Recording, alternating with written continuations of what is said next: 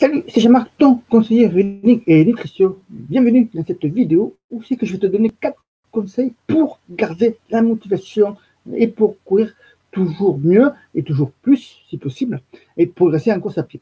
Et avant cela, je t'invite en dessous, je t'ai mis un lien, c'est pour notre quiz runner pour savoir ton profil de runner, si ça t'intéresse de savoir quel type de runner tu es, de coureur à pied ou de trailer. Tu as un petit questionnaire en dessous de notre quiz interactif et tu auras ta réponse très rapidement.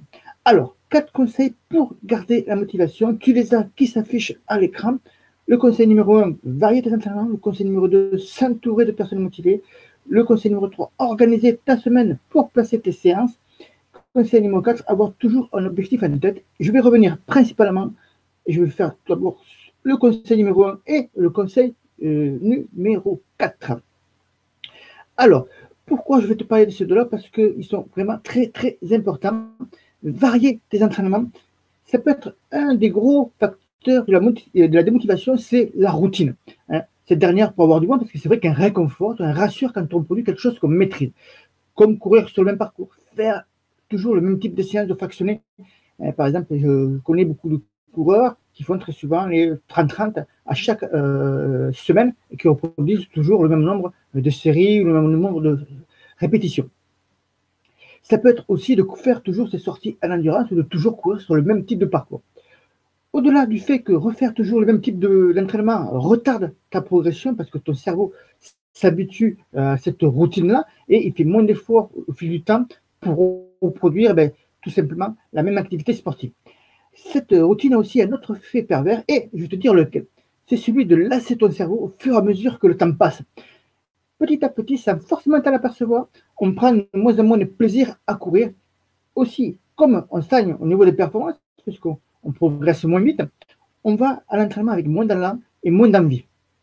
Et donc, varier tes entraînements, ça garde intacte ta motivation. Et à la fin de cette vidéo, je te donnerai d'autres conseils pour justement varier tes entraînements et éviter des erreurs qui peuvent te blesser. Ensuite, sur ce quatrième point, avoir toujours un objectif à vue. Alors, cette motivation, je te racontais, je l'ai perdue une fois dans ma carrière de coureur à pied. Et c'est vrai que pendant 2 ou 3 mois, je n'ai rien foutu. Alors, après analyse, après recul, surtout avec le temps, je me suis aperçu que ça s'était produit après une grosse épreuve. C'était un trail de 45-50 km. Mais ce n'était pas la fatigue ou la récupération qui avait été trop longue qui avait été en cause.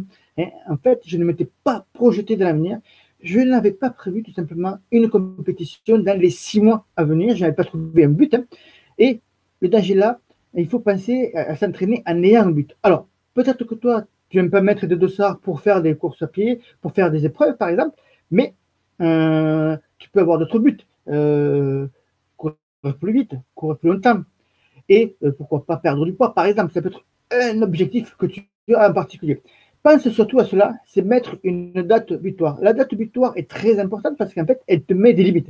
Hein, parce que si tu dis que tu veux courir plus vite, mais que tu ne fixes pas une limite dans le temps, alors ça va traîner, et tu vas procrastiner. L'idéal, c'est de mettre une victoire, de te dire, dans 3 mois, je veux avoir perdu 2 kilos, je veux avoir couru plus vite, je veux avoir augmenté ma BMA de tel temps. À partir de là, tu vas te mettre en mode, entre guillemets, compétiteur et tu vas chercher donc à faire le nécessaire pour remplir cet objectif. Donc, pense-y fortement. Tu as 4 conseils pour garder la motivation. Dis-moi si tu les respectes en me laissant un commentaire en dessous. Moi, je vais finir pour te parler de varier tes entraînements et te faire rapidement un topo sur ce que doit contenir ta semaine d'entraînement. Principalement, si tu cours 3 fois par semaine, l'idéal c'est de courir 3 fois par semaine parce que ça permet de progresser.